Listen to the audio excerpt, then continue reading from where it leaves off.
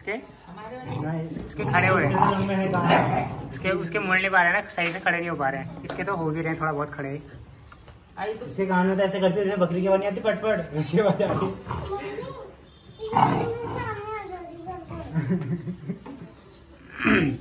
मैं बुल्ली को ले जाऊं, यानी शेट ले जाऊं। इन दोनों में कंपटीशन चल रहा है। पहले ये मोटा था, वो पतली थी, फिर ये मोटा क्या? वो पतली, बुल्ली अब वो मोटा हो गया, पतला हो गया, ये मोटी हो गई। खाना नहीं, खाना पचा ही नहीं ना।